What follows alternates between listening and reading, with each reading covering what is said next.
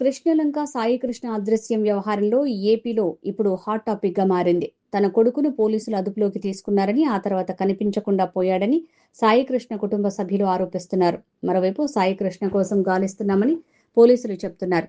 సాయి కృష్ణను పోలీసులే కొట్టి చంపేశారని ఆరోపణలు వ్యక్తమవుతున్నాయి. ఈ పరిణామాల మధ్య జూన్ 29లోపు సాయి కృష్ణను తమ ఎదుట హాజరుపరచాలన్న హైకోర్టు ఆదేశాలతో ఏం జరగనుందనేది ఆసక్తికరంగా మారింది. విజయవాడలోని కృష్ణలంకలో గాదే సాయి కృష్ణ అనే యువకుడి అదృశ్యం ఇప్పుడు ఆంధ్రప్రదేశ్ వ్యాప్తంగా తీవ్ర చర్చనీయాంశమైంది.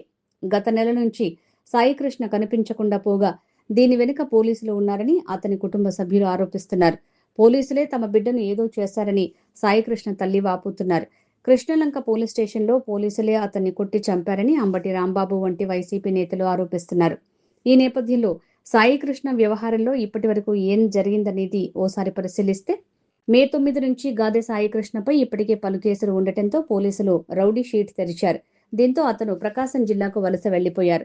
సాయి కృష్ణ కుటుంబ సభ్యులు చెప్తున్న వివరాల ప్రకారం గాదె సాయి కృష్ణను 2026 మే 9వ తేదీ మార్కాపురం వద్ద కృష్ణలంక పోలీసులు అదుపులోకి తీసుకున్నారు.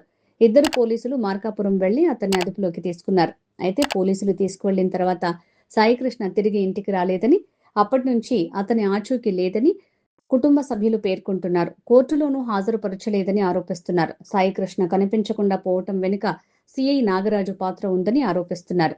సాయి కృష్ణ తల్లి ఏం చెప్తున్నారంటే, నెల రోజులుగా తన కొడుకు ఆచూకీ కోసం పోలీస్ స్టేషన్ చుట్టూ తిరుగుతున్నానని గాదె సాయి కృష్ణ తల్లి గాదె విజయలక్ష్మి ఆవేదన వ్యక్తం చేస్తున్నారు. సిఐ నాగరాజు తనతో దారుణంగా మాట్లాడారని, నీ కొడుకు చనిపోయాడనుకో అని అంటున్నారని వాపోతోంది. తన కొడుకు బతికి ఉంటే తన ముందు నిలబెట్టారని, లేకపోతే బూడిదైనా ఇవ్వాలంటూ ఆవేదన వ్యక్తం చేస్తోంది.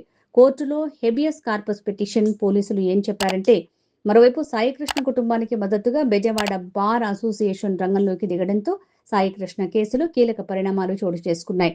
సాయికృష్ణ ఆచూకీ కనిపెట్టి అతన్ని కోర్టు ముందు హాజరుపరిచేలా ఆదేశించాలంటూ 2026 June 4న Bezawada bar association Andhra Pradesh హైకోర్టులో హెబియస్ కార్పస్ పిటిషన్ దాఖలు చేసింది.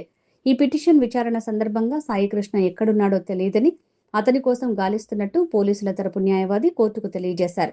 కోర్టు ముందు హాజరుపరిచేందుకు సమయం కోరడంతో కోర్టు విచారణను జూన్ 29కి వాయిదా వేసింది.